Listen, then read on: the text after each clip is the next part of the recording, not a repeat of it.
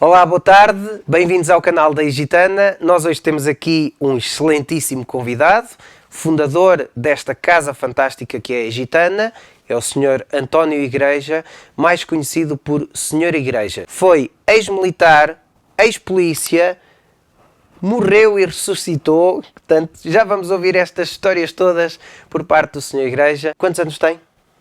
85, brevemente 86, em janeiro. Boa tarde, hoje temos aqui um vídeo completamente diferente no nosso canal de YouTube. Temos aqui ao nosso lado o fundador daquela que é atualmente a maior loja de música nacional, que é a Gitana. Portanto, isso não é novidade para ninguém. E sempre foi. E sempre foi. Hein? Temos aqui o Sr. António Igreja, mais conhecido por Sr. Igrejas pelo país inteiro, não é? Todo o país o conhece. Como é que começou esta paixão pela música, acima de tudo? Eu era militar aqui na Guarda. Estava aqui quando foi 25 de Abril. E eu vendia, tinha em casa, a minha mulher era professora. Estivemos em Angola. Veio de Angola, tinha a mãe, como ela está internada, e a mãe como ela estava, para onde é que ela ia dar aulas? Então, começou com o tio, tinha um tio que era cego, mas era professor de música, não era curioso, tinha o curso do Conservatório de Piano e Violino, curso superior, de maneira que começou a dar aulas em casa. Começámos a vender em casa aos alunos. Quando vi que a coisa já dava aquilo que vendíamos em casa, então abrimos aqui a Gitana.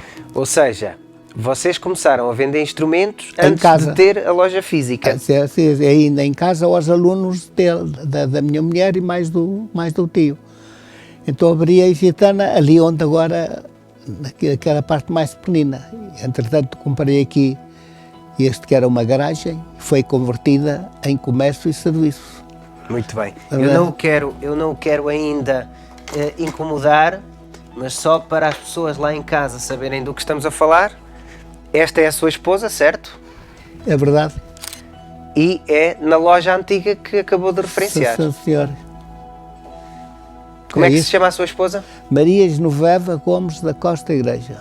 Ok.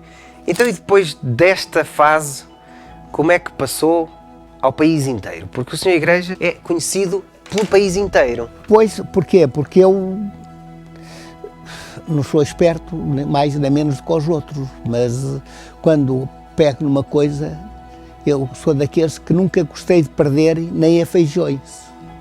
De maneira que comecei a importar material da China. Fui à feira a Frankfurt, sem saber inglês, nada, sozinho, e safei-me, porque tinha um dicionário comercial em inglês e estudei aquelas frases normais e consegui entender-me com eles.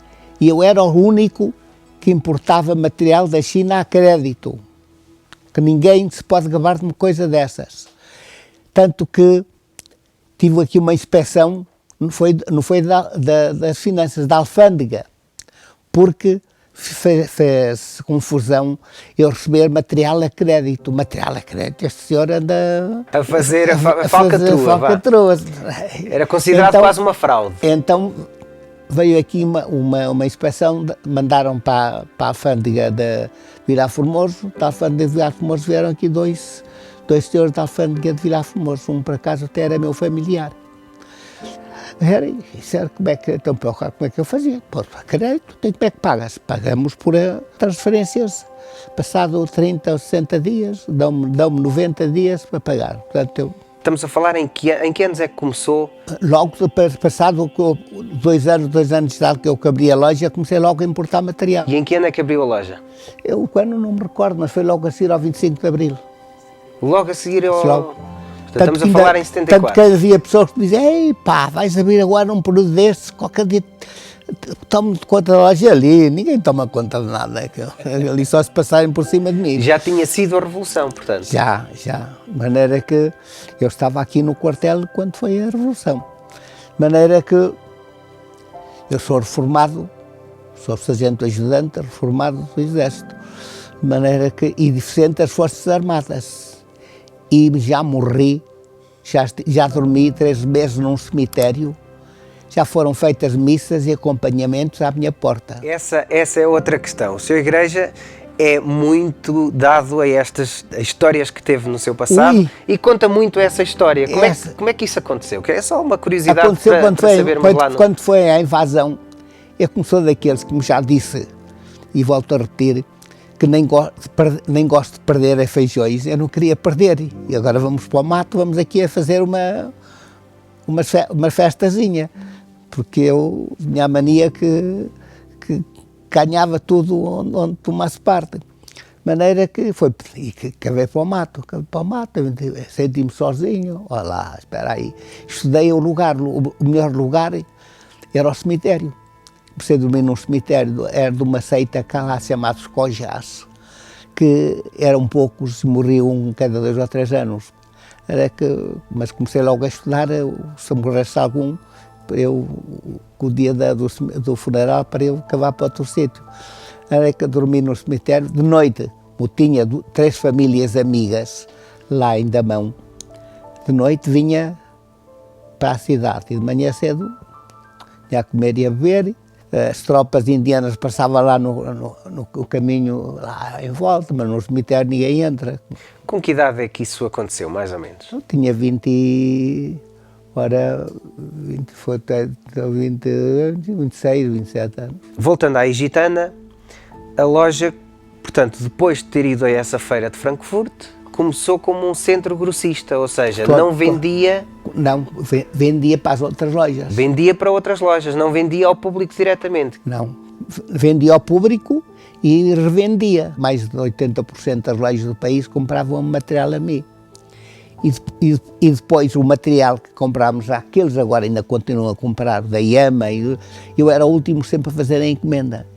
A minha encomenda era sempre a maior. Era que tinha melhores preços, sempre. Tinha melhor preço. Então, as lojas mais pequenas, que não podiam fazer aquelas compras grandes, que não tinham possibilidade disso, compravam a mim. A Yama dizia-me, olha, comprei ao Sr. Igreja, que ele tem melhor preço. Comecei a fazer revendas. Olha, enquanto eu conseguia andar, nunca ninguém me ficou a dever nada. Depois que a minha mulher adoeceu, que eu deixei de poder andar, nunca mais ninguém se mexeu. Eu tenho agora aqui, falou agora na Yama. Olha, este é um quadro da Yama no Japão. Exatamente. Foi uma fotografia que tirámos em conjunto no Japão. E como é que isto aconteceu? Portanto, isto foi um convite da Yama? Foi convite da Yama 2 vezes. Uma vez 15 dias, outra vez 8. Como é que correu isto? Ou seja, isto foi um convite da marca, especificamente? Sim. Foi um convite que fizeram a meia dúzia das melhores lojas do país, que vendiam mais, para irmos à Yama, a visitar a fábrica da Yama no Japão. E essa experiência? Aquilo dá gosto de ir ao Japão. Também fui à China, mas ao Japão dá gosto. E depois não era só no Japão. Tínhamos convites para ir à Inglaterra, fomos à Inglaterra. Faziam todos os anos, faziam convívios com os clientes, melhores clientes deles lá nos vários sítios em Espanha, em Portugal. Fizemos um na Serra da Estrela, fizemos Portanto, o Sr. Igreja é uma referência da Yama, quer dizer, não só da Yama, da Fender, de várias marcas. Ainda há poucos dias tornou para aqui uma senhora da Yama, chamada Célia Jordão, a procurar por mim, porque há tantas que não me via, estava a falar comigo. E lá conseguiu falar comigo, estás a ver. Então, a Célia Jordão é uma das que verá esta entrevista com um sorriso nos olhos. Era que estás a ver. Eu acredito que haja muita gente que nos esteja a ver agora e que diga, o Sr. Igreja, já não vi o Sr. Igreja há 20 anos, há 30 anos. Sim, ou seja, isto depois foi todo um percurso. Eu depois que adoeceu a minha mulher, eu fiquei um bocado perdido. Porque eu mais a minha mulher não temos filhos. Eu mais a minha mulher... Era o seu braço direito. Éramos de tal maneira, nunca tivemos uma discussão, nunca tivemos atritos, nunca tivemos nada, de maneira que dávamos bem. Se um dizia mata, outro dizia esfola. Quais foram até hoje as maiores dificuldades que encontrou? Eu, felizmente, eu nunca tive, a vida sempre me correu bem. Correu bem porque eu fazia por me correr bem. Eu abri uma loja no Porto. Estou bem, para ajudar duas pessoas amigas. E depois deu para o torto. Deu para o torto porque um deles andava a meter a mão na gaveta. Depois eu trouxe lá aquilo que eu tinha posto lá. O outro que não tinha posto nada levou, fez a vida dele. Que ia começar a importar. Foi a partir daí, que fizemos essa loja. Ia com eles, porque um deles falava bem inglês e ele até um dia abandonou-me lá.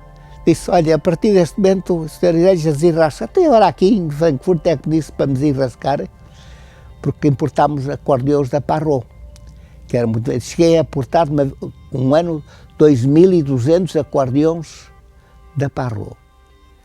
E ele deixou-me, mas importámos eu e mais eles. E ele deixou-me, eu fui à Parrot e disse que eu já tinha umas palavras boas em inglês, aquelas palavras principais. Porque depois foi aprendendo, não é? Que eu falei e disse que queria a consignação. E até a consignação, senhora, estamos na consignação, porque eu importava, por exemplo, 120 acordeões, eles só importavam 30 ou 30 e tal, e eu importava 120, já na altura. Então disse assim, mas para darmos a consignação, tem que importar 800 acordeões. 800 acordeões? Sim, senhora. E alguém que me disse, olha, 800 acordeões, está para uma vez? Dá para um ano, nem chegam. E arriscou. Pois, e arrisquei os 800 acordeões. Quando os outros chegaram lá, que éramos leigos, olha, já demos a exclusividade ao Sr. Igreja, vocês agora têm que comprar ao Sr. Igreja, que o Sr. Igreja agora tem preço para vos vender a vós. Quer dizer, os acordeões que comprei depois é na ordem dos 30% ou mais baratos do que quando importava diretamente para só. Sim. Os dois, metade cada. Quando não tinha a consignação. Quando não tinha a consignação. O 800 baixou o preço de tal maneira que eu depois passei-lhes a vender a eles aqui os acordeões. Um dia a manager lá de uma das firmas de onde eu importava foi para os Estados Unidos. E esteve lá 4 ou 5 anos nos Estados Unidos, arranjou dinheiro e veio e montou uma firma dela. E andava à minha procura na feira de Frankfurt, e andava para me procurar para conseguir vender comigo, mas era assim uma coisa em condições. De maneira que viu-me entrar para a Fender. Então, para a Fender estava o espanhol da Fender, mais o Renato. Estava a falar com eles, o Renato é aqui o representante da Fender, aqui é o vendedor da Fender. O representante da Fender em... Não é, representante não é, é o vendedor da Fender aqui em Portugal. De maneira que as chinesas chegam ao pé de mim e começaram bem, o Ministério da Igreja, com toda a boca aberta. Então, mas que confiança é esta? Então ele deu-me um cartão, olha, estou aí, por favor, está comigo. Lá fui ter com ela, passei a importar, a importar as coisas com ela. Mas é que estás a ver, mas é que andavam todos a minha porque os outros era uma dor de cotovelo. Deixa aqui, anda tudo atrás da igreja, pá. Anda tudo atrás da igreja, tem mel, não sei o que é que acontecia. Eu cheguei, a primeira vez fomos ao Japão, fomos a jantar a um restaurante português. E lá o manda-chuva do Japão diz assim para todos, em consideração para o senhor, pelo senhor Igreja, hoje vamos jantar a um restaurante português, onde toda a gente fala português. E eles ficaram em consideração ao senhor Igreja, não era em consideração a mim. E depois chegámos lá não servem pão à mesa, e como os portugueses gostam de comer muito pão, olha, o senhor Igreja quer pão. Ou seja, faziam ali as vontadinhas todas. Era sempre eu, que era, a ver o que era dava bem com toda a gente, nunca tive atritos com ninguém. E isso foi uma coisa que passou depois, mesmo a nível nacional, ou seja, a nível nacional também se sentiu sempre muito acarinhado. Evidentemente, porque foi lá com todas as pessoas, eu tratava as pessoas, não era vígaro, tratava as pessoas com honestidade. E é isso que faz a diferença. Está a diferença. Eu fui o vendedor da Shure exclusivo em Portugal durante quantos anos? Cerca 20 e tal, ou 30 anos, para aí, da Chore, mas não era eu que eu importava.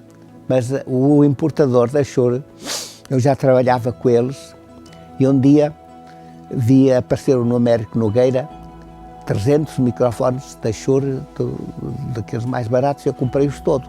Mas a Shure disse que tinham de ter uma loja, porque eles não eram, portanto eram conhecidos, só eram que vendesse a público ligados a ele. A senhora, então deram o meu nome, então eu passei a figurar justamente com eles.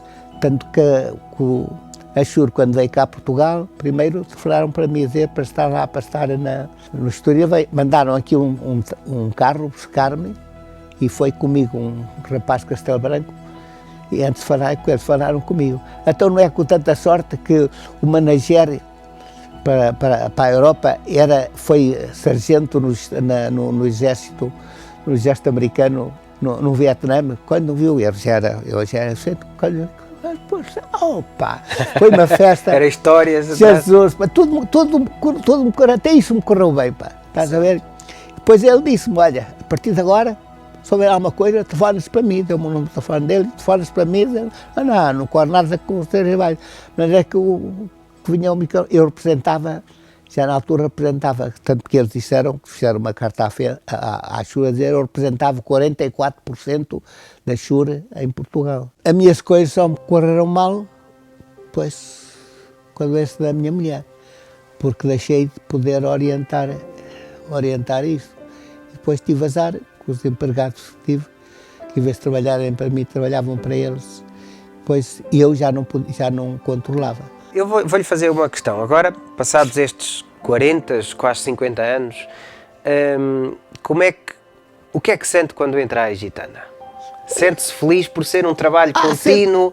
Mas eles sabem que sim, que eu faço tudo para que isto vá para a frente. Porque naquilo que eu comecei a gerir, que eu inventei, fui eu que inventei isto, tenho um prazer muito grande que isto suba, que isto vá para a frente, porque eu não queria ver isto morrer, porque se isto morrer eu também já tinha morrido. Claro.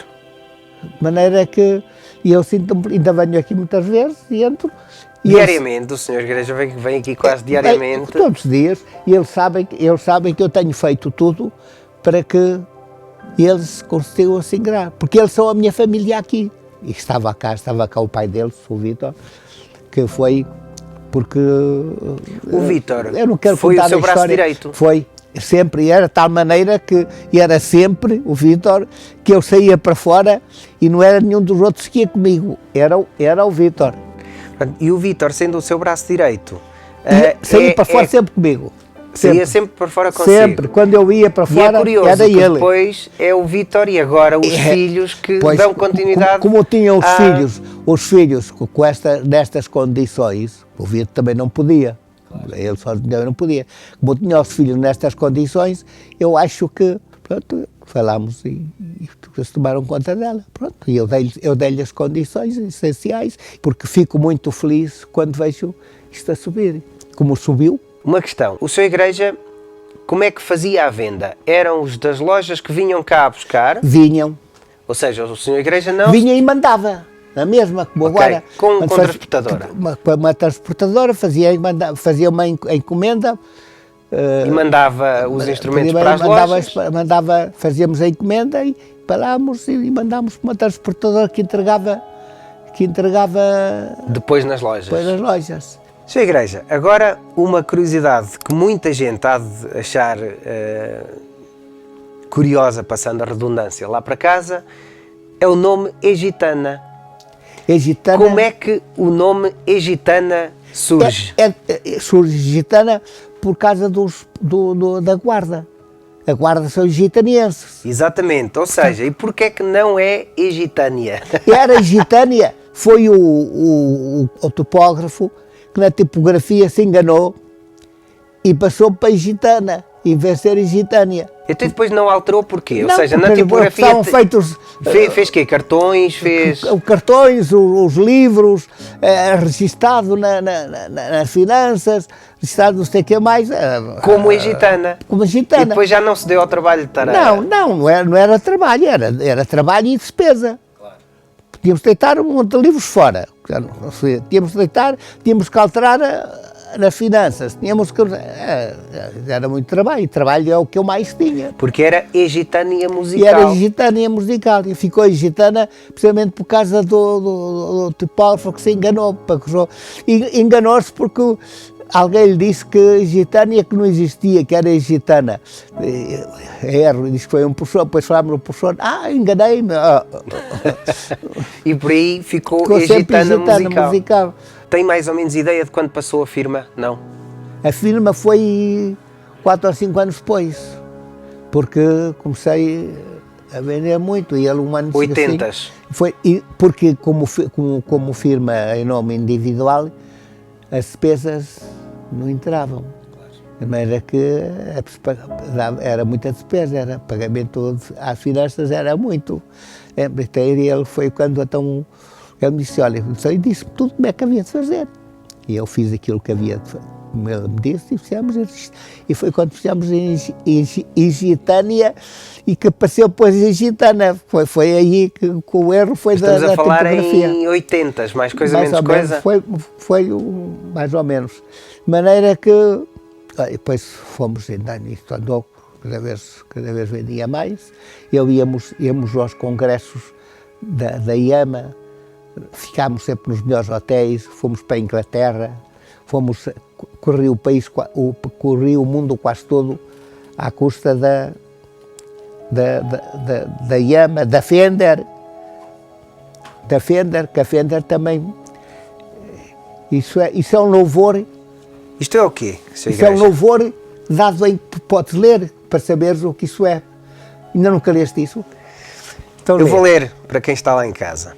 Batalhão de Cavalaria, número 745, diploma de louvor do 2º Sargento Miliciano António Monteiro Igreja. Louvado por Sua Excelência, o Brigadeiro Comandante interino da região e por proposta do excelentíssimo comandante do batalhão, porque, servindo nesta unidade desde a sua formação, sempre se creditou com um graduado e combatente com extraordinárias qualidades pessoais e militares, quer no serviço geral, quer particularmente nas operações desenvolvidas no âmbito da sua companhia e nas de escalão superior, no subsector DZ e RAS/RMA, na intervenção em que tomou parte, nomeadamente Diamante Negro, Aniversário, Diamante Azul, Diamante Verde, Diamante Branco, Dona Chica II, Elisá, Assaltos Coordenados D2, Mocho Pardo, Atoleiros, Festa Brava e Quissonde, tendo merecido sempre o seu comportamento em todas estas operações, apreço ou referências especiais e muito particularmente o que teve nas operações Hélice e Atoleiros D. Designado várias vezes para o comando do seu grupo e tendo estado muitas vezes sob o fogo do adversário, o 2º Sargento Igreja confirmou as suas qualidades que possui e cultiva interessadamente, comportando-se sempre com extraordinária serenidade, coragem, valentia, espírito de sacrifício, desprezo pela vida e pelo perigo, como combatente, quer no comando de tropas, mesmo no escalão imediato, o que permite classificá-lo como um graduado e um militar de muito mérito. Não era desprezo. Nessas alturas temos que arriscar com visão. Claro. A gente, uma pessoa quando eu era o indivíduo que quando entrava no mato, parece que tinha um certo sentido de orientação, que estão além. Não estão além, estão além. Não estão. E estavam, eu nunca falhava nada, pá, estavam. Pá. Não era que essa coisa que tive de guerrilheiro, eu era conhecido por Ho Chi Minh II.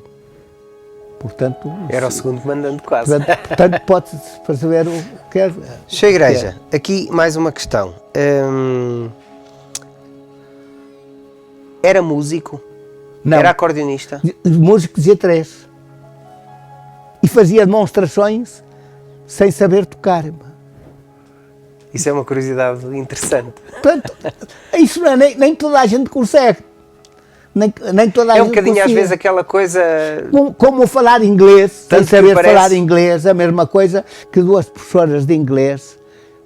Como é que isso é possível? Possível é, que foi. Como é que eu vou para a Alemanha sozinho a falar com os alemães, a falar com os ingleses, a falar com os chineses, é tudo em inglês. Então, mas não, comprei um dicionário, não é um dicionário normal, é um dicionário comercial, em que... Tem termos específicos que da área. Da área em que não falava corretamente, mas que... Fazia-se perceber que é o que interessa. Fazia-me entender e eles entendiam, pronto, de tal maneira que eu comecei com essas coisas todas, eu comecei, e depois chamava-os, nunca ninguém os convidou, convidava-os a jantarem à noite, íamos jantar todos, e eles ficaram de tal maneira que vai-se a pagar a crédito. Agora vamos falar aqui de outra questão. A Igitana, neste momento, tem um mercado online indubitável, como toda a gente sabe. E temos aqui um artigo do jornal A Guarda, que diz: Igitana musical aposta na venda direta e tem loja online. E pegámos neste artigo porquê? Foi uma inovação o mercado online. Quem é que fez o site para isto? Para esta evolução? Foi o Rui. Foi ele que fez, pagámos para fazer o site, mas eu já, portanto, sem saber, já tinha visão. Portanto, já tive essa visão. Tanto tive essa visão que o jornal vem a dar aí os parabéns, porque já é uma loja que nenhuma loja, lá com gajos, chuvas, não sei o que mais, etc. E nunca ninguém fez isso. E eu fiz. Já tive essa visão. Quando isso começou, eu já tive essa visão. Só que não tinha possibilidade, não tinha base para poder fazer isso. Mais uma vez, o seu braço direito, o Vítor, também, ali a recorrer ao Rui, lançaram o site. Daqui para o futuro, como é que vê as coisas? Da loja? Ou seja, não, isto é para ir para a frente, claro, evidentemente. Então, está entregue são 2 irmãos que se entendem, que se respeitam mutuamente e que sabem trabalhar. E que sabem trabalhar. Pronto, a partir daí está tudo feito.